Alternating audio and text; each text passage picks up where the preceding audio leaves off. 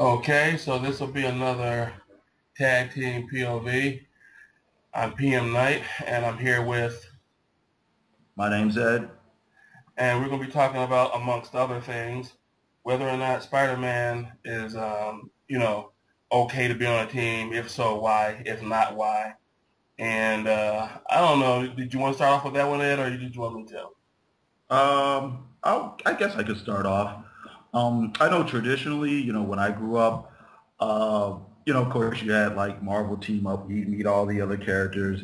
And I know, throughout the years, he would actually meet like the Avengers or whatever, and they'd always ask him to join. And, and he'd always say no. And I do remember I do know they did do one story where he had, somehow inadvertently found out that if the characters that live at the Avengers Mansion, Tony Stark would pay their living expenses. So they asked him again, and he said yes.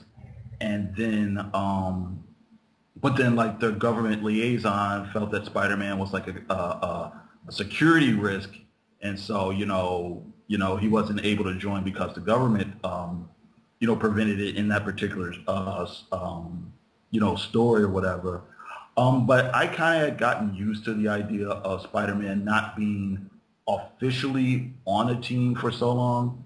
I think the whole reasoning just to speculate is, back in the 60s, he was always kind of he was kind of part of the, I guess you want to say, formula of the comic, was that he was kind of like the loner, kind of like, the everyman. He'd have all these burdens or troubles and didn't have anybody to talk to. And I'm kind of imagining, probably Stanley or Roy Thomas or whatever probably thought, back in the day, having him on the team would probably, having him officially on some sort of team would probably, take away from that. Um, I mean, since then, of course, things have changed over a decade and so on and so forth. I think, though, and I'm used to him now being on the Avengers and all that.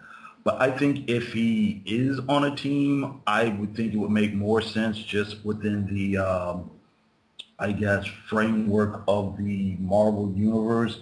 If it's something like the Defenders, or if it's something kind of in a way they're sort of playing it with the new Avengers, where it's a team, but it's a real loose thing. It's not very formal. You know what I mean? People kind of come and go, and it's kind of this easygoing, lackadaisical thing.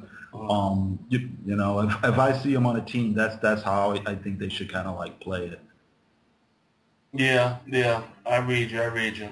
Um, yeah, the Defenders thing is something that I was pretty high on for him to join up with as well.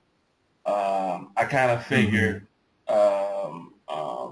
I don't know if I talked to you about this either via Skype or via messaging or whatnot, but I was saying that the Defenders were kind of like the misfits. They were the outcasts, Sure. and you had the gamma irradiated Frankenstein monster with the Hulk. You had Submariner, who was almost equally as much an adversary to us land breathers as he was an ally. You had Sure. Silver Surfer, who formerly was a herald of somebody that made planets Happy Meals, and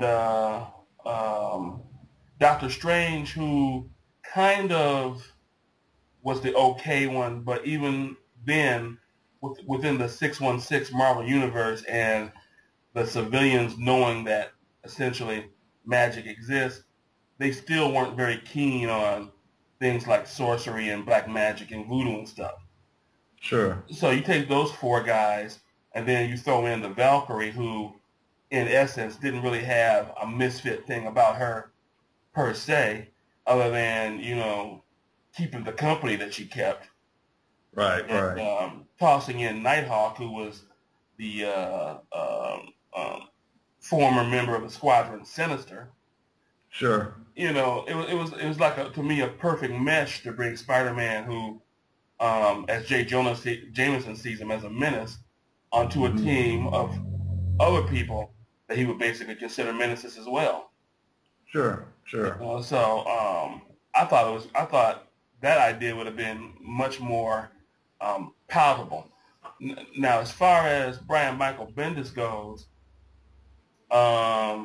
of all the faults that he has, which are numerous, the one thing I will say is I I did like how he worked Spider-Man into the Avengers, even though I didn't necessarily agree with it. I did like how he worked him into the Avengers, and others as well, because he basically took characters that were more or less unorthodox and put them together with characters that were more or less, you know, stable within the 616 civilian community. Sure. So, working Spider-Man like that, I was like, okay, I can deal with that. Working Hmm. Luke Cage, who had primarily been a hero for hire, the way he managed Luke Cage, I thought was cool. And Okay. Wolverine, who I have absolutely no love for whatsoever, he was even able to make him at least tolerable, although I thought it was implausible and impractical for Wolverine to be on several teams. Um, Sure. I still like how I like how Bendis handled that. And Okay. so as far as Spider-Man um, in and of himself being on a team goes, I was like, I was down with it because I think Marvel, much like DC, kind of worked themselves a little bit into a trick bag by kind of always suggesting that Spider-Man was a loner, and DC likewise did that with Batman. Yet, Hmm. if you take both of those characters in their respective universes, they've probably teamed up with more characters than anybody else ever.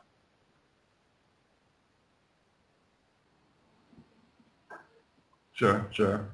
Sure. I see what you're saying. I see what you're saying. Mm-hmm. Um, I think actually I think you're completely right. I mean, as far as people teaming up with people, I think the only person who would be close would probably be maybe Superman teaming up with as many people. But of course, that's a different type of character. I mean, they never, for all the years that Superman's been popular, he's never been portrayed as, like you said, like the loner or the aloof person or the misfit person or anything like that, Right. within, that particular universe. Um, I just think the biggest drawback, well, I tell you, the one thing that didn't really work was, like, I don't know, I kind of gave up on that Civil War event, you know what I mean? Even though I know what the outcome and whatever was. I think what happened was within that story, they actually did do some of the things that in a way would be kind of logical to happen, but at the same time kind of, inadvertently deconstructed, the Spider-Man character. You know what I mean? The whole thing of him, okay, now he's living at the penthouse, so he has no more money problems. Mary Jane and Aunt May are there, so they're always protected, so he doesn't have to worry about bad guys coming after them. Then, of course, the whole unmasking thing and all that sort of thing, Right. you know, basically kind of took away all that sort of like kind of everyman quality and you know what I mean? And everything, well, he's got to worry about these people and he's got these problems and the public not trusting him. I think they actually kind of did end up, kind of taking apart the character in a way.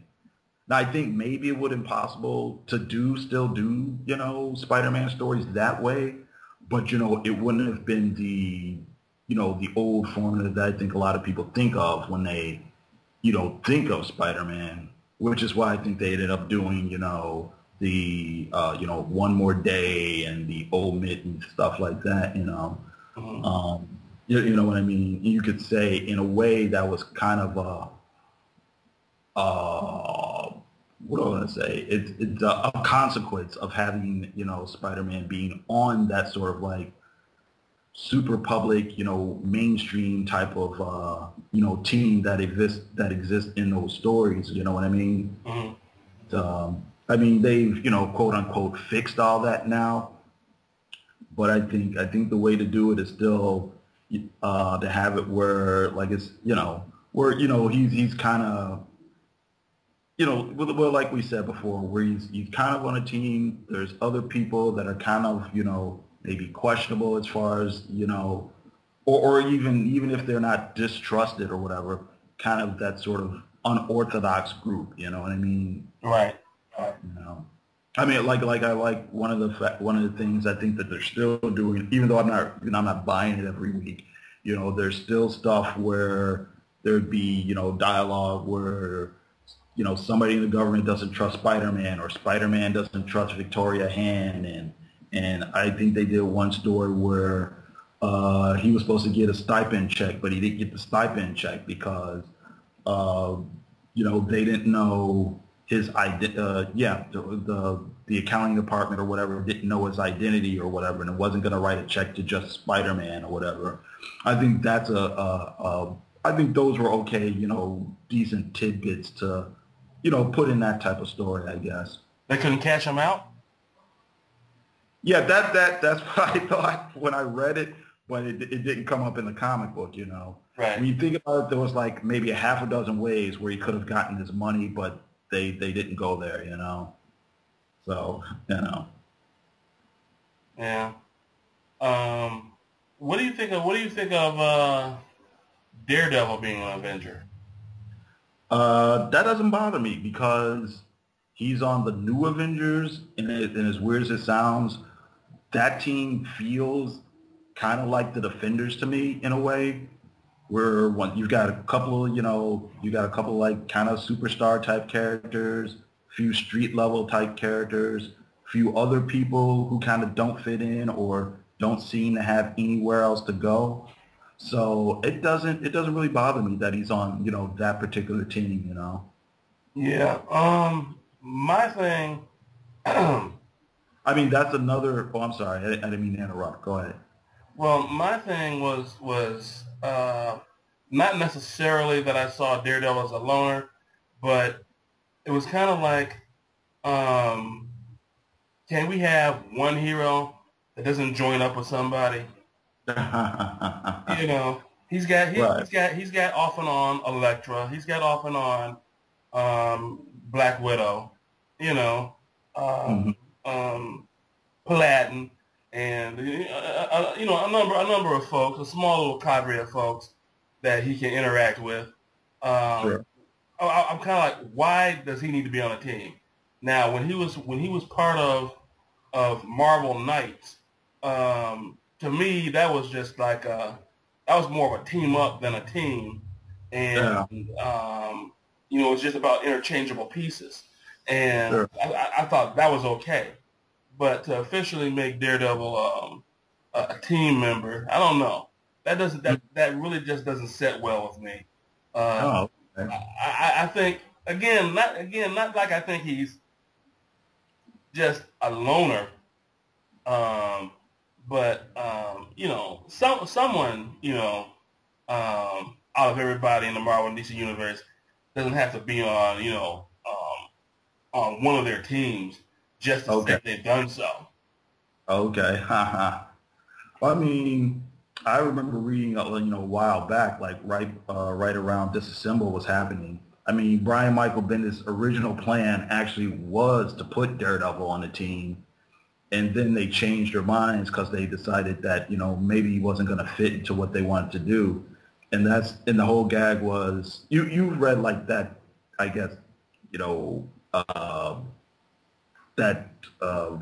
what am I trying to say here?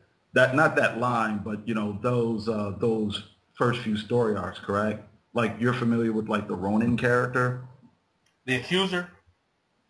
No, not Ronin Accuser. Ronin. Frank Miller? No. That was in the Avengers. R-O-I. Oh yeah. I know who you're talking about now. He had the black suit and the nunchucks. Right. Okay. Originally, I guess that was supposed to be Matt Murdock in a different suit. But like I said, I guess they changed their minds about that, and they changed it to, it was a character named Echo, right, disguising herself as a man, you know what I mean? Right. And then later they had, Clint Barton, wear the suit or whatever. But I mean, I just think that was interesting. Like I said, that was something they were going to do, a few years back, but, they changed their minds about it. But I understand what you're saying about, not everybody needs to be on some team or whatever. But, I think that it just looks like that's where they're going with it nowadays. I mean, because back in the day, I mean, several people weren't on teams, and there wouldn't seem to be any hurry to like make them permanent members of teams, even if they met up with other groups. Spider-Man's one, Daredevil was one. Matter of fact, for a long time, they were able to keep him, in his own little corner of the Marvel universe, where I don't even think that he interacted with too many of like the big event comics or too many of the big crossovers. Right. You know, for a long time, Moon Knight wasn't on a team. Oh no, wait a minute, I take that back. They did have Moon Knight on the West Coast Avengers back in the day. I forgot about that. Yeah. But that was worth forgetting. It was West Coast Avengers, man. But I'm trying to think who else. The original Captain Marvel, he would team up with the Avengers, but he wasn't officially, part of the team. Mm-hmm. I mean, they were able to have people who just had their own things going on, but I guess the philosophy is a little bit different now. Yeah. Have you seen the latest solicitations for the Defenders? Yeah. I'm like you. I'll probably pick it up for like Terry Dotson's art, Mm-hmm. But if the story doesn't grab me, I'll probably like, y'all probably give it an arc. You know what I mean? Right. But in a way, from what I've seen, the Defenders in this case sort of works in the reverse of what I was talking about with the Avengers. Because you have, if I'm not mistaken, Silver Surfer. I think Silver Surfer was on there, right? I think so. I think I remember seeing him. Yes. I know Silver. I think Silver Surfer. I think Silver Surfer was on there. I think I'm sure Doctor Strange was on there. Yeah. And Red She-Hulk. Sure. And I'm not sure if the background figure was a bastardized version of the Hulk. But the character that threw me was why in the hell was Iron Fist on there? Oh, see, now that didn't throw me. Why would Iron Fist throw you? Because as I was saying initially with the Defenders, the Defenders were a bunch of misfits. They were a bunch of perceived ne'er-do-wells. And okay. Iron Fist is pretty much, he ain't that well known, but he's pretty much well received by the civilian 616 community. See, I don't know. See, not that he's not well received. I think he's tolerated, but I also think he's really, like you said, not well known. Mm-hmm. So just in my mind, just as him being kind of like I mean, I like the character, but I'm sure people kind of probably perceive him as a B-list, C-list type person. You know what I mean? Yeah.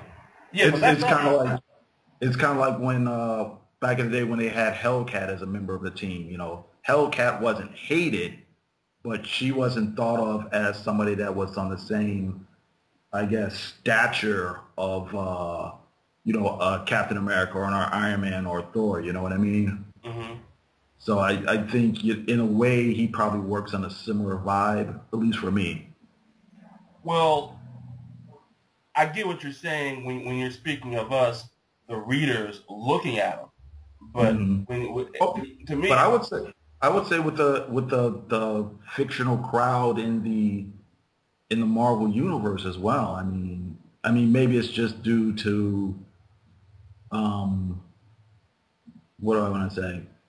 I mean, you don't have too many Iron Fist comics where the population is like, yay, Iron Fist has saved us, you know what I mean? The same way that they play it up when it's, some of their, the Fantastic Four or something like that, you know what I mean? Mm-hmm. Even though he saves the day, people might not even know about it because, whatever. He had to go to the mystic island of Kunlun or whatever to do it, you know.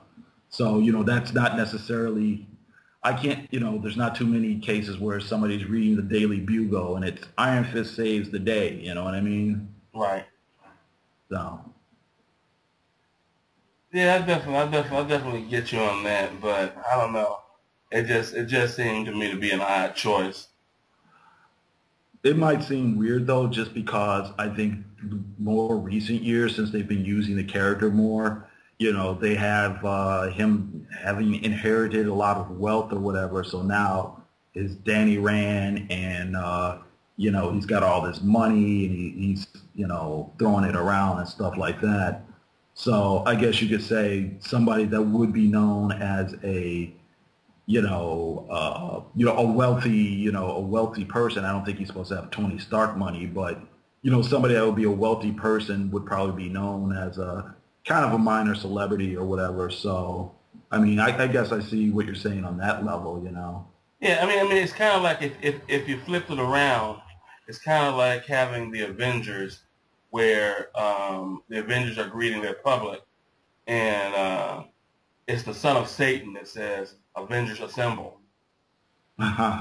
Okay. Or you know, or someone looking up and being basically, oh, that's a bird. No, that's a plane. No, that's the son of Satan.